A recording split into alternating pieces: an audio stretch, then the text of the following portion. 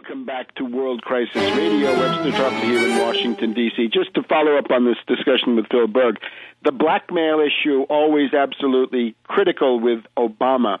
We now have a report from Senator Richard Lugar, the top Republican on the Senate Foreign Relations Committee, that Obama had lied to Lugar. Lugar now coming out criticizing the Libyan war that Obama has launched. Lugar says, Obama promised me there would be no bombing and no military intervention of any kind. Several days before the bombing started, Obama lied to Lugar, or guaranteed to Lugar, that there would be no fighting. Then Obama changed on this entire Libyan issue. What made it happen? Well, was it blackmail? Was it blackmail on the birth certificate issue, the Rezko Blagojevich issue, the Larry Sinclair issue? And was that done by MI6 of Britain? Was it done by the DGSE of France? Those are the two countries that wanted the bombing to begin. Could have been a clique of generals in the Pentagon. Could have been a gaggle of defense contractors. Once you have a president who can't produce a birth certificate, he is a target for blackmail. Any intelligence agency in the world is part of that blackmail syndicate by now. And the people who therefore say, oh, no, this is not an admissible issue, like the Rupert Murdoch people, does that mean that they're part of the cartel to blackmail Obama?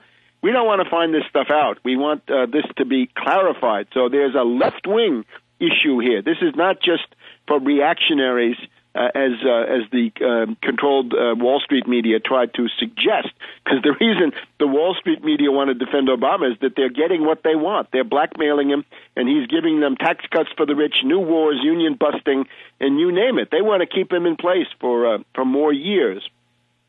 Therefore, this is a valid issue. Now, just back to wrap up the economic discussion.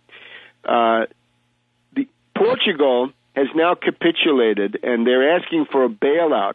But as soon as you go to the European Central Bank and Trichet and the European Union with the Portuguese fascist Barroso there and others of similar ilk, you're also bringing in the International Monetary Fund, because that European Rescue Fund, where the Portuguese are going to try to get 125 billion euros to bail out their banks, that's the IMF is one of the gatekeepers for that. So Portugal gives up their sovereignty.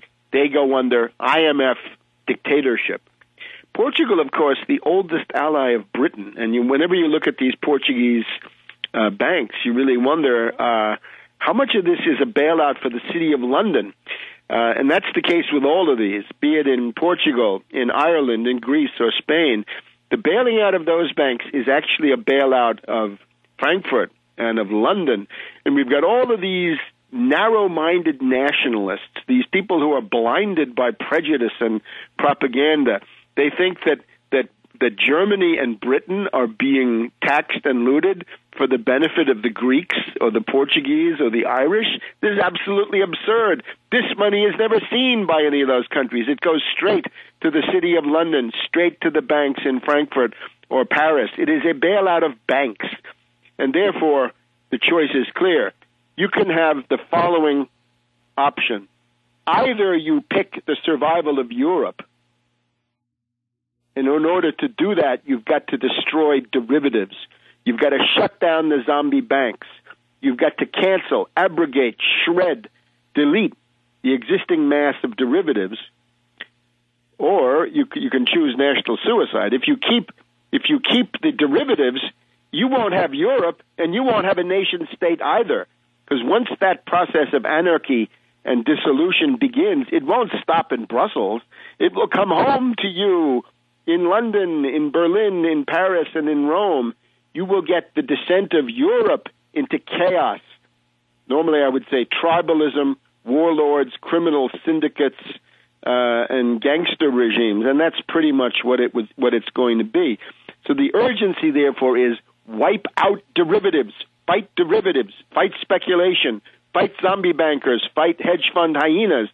And if you don't do that, this process never ends. Again, Europe will be destroyed, but that will just be for openers. It is a question of the survival of the modern state as the mainstay of modern civilization. And if you don't want that, you're talking about going back to the Dark Ages, quite literally. Therefore, Socrates, the agent of the Second International, has done no favors for Portugal by having a minority government, after he had been repudiated by the parliament, make this fateful decision to bring in the International Monetary Fund. Now, everybody is expecting Spain to be next. Spain, of course, this Banco Santander is, of course, one of the leading zombie banks of the world. The only thing to do with Santander is shut it down. Chapter 7, liquidation. That's all you can do. And all of the derivatives are simply canceled.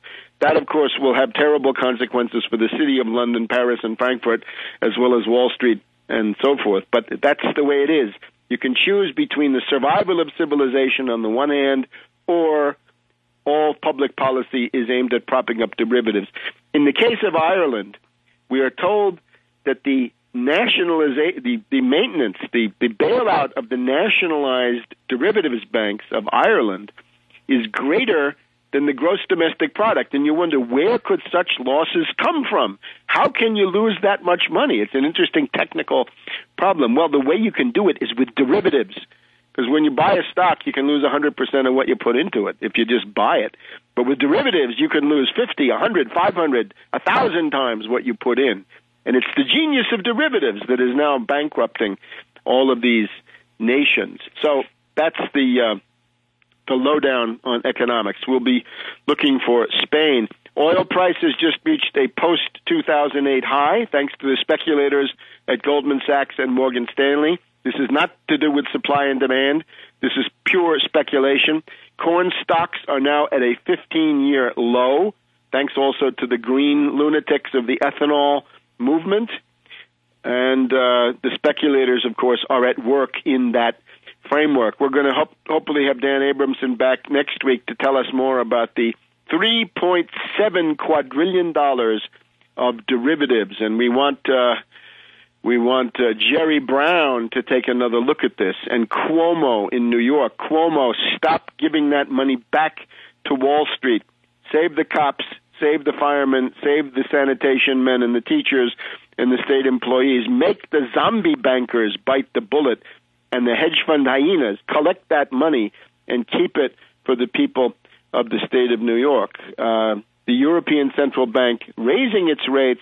The dollar now weak, very weak. The dollar back down to $1.44 US to buy a euro. We may be heading into another dollar crisis pretty soon, and that may go together with the municipal bond crisis here in the United States. But now let's change gears and look at the international situation in our remaining two segments.